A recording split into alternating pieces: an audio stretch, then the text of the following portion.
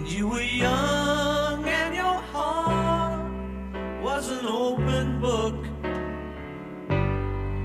you used to say, Roger Moore's first James Bond movie, which is Live and Let Die.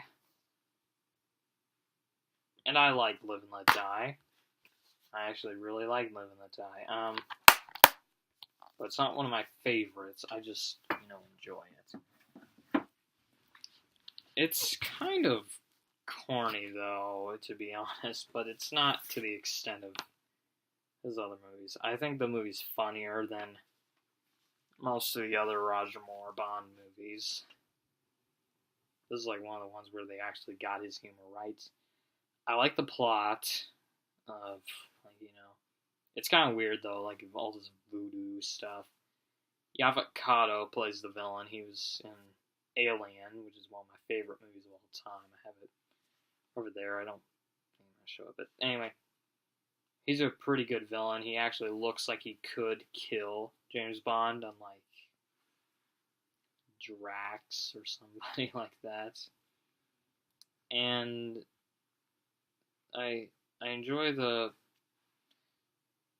humor in this one a lot more than some of the other films on this list.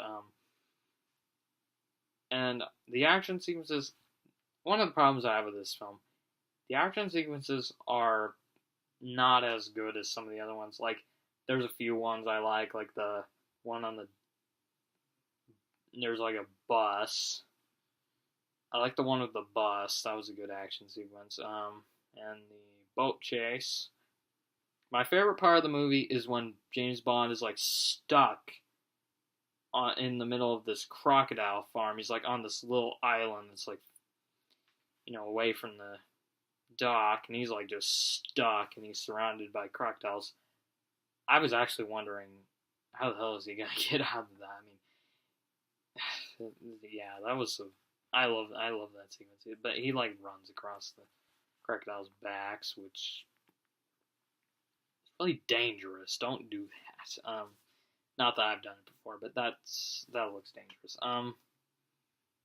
I like Roger Moore in this one, actually. I thought he was funny, charismatic, definitely an improvement on George Lazenby, who was in On Her Majesty's Secret Service. But overall, I think the problems I have with this film is that it's a bit like, it's kind of like one of those ones you have to be in the right mood to watch. It's weird. It's got all this weird voodoo stuff in it. I like the villains like Baron Samedi and, as I already mentioned, Dr. Kananga, played by Yaphet Kotto, Mr. Big. Teehee, he's like this villain with a metal claw.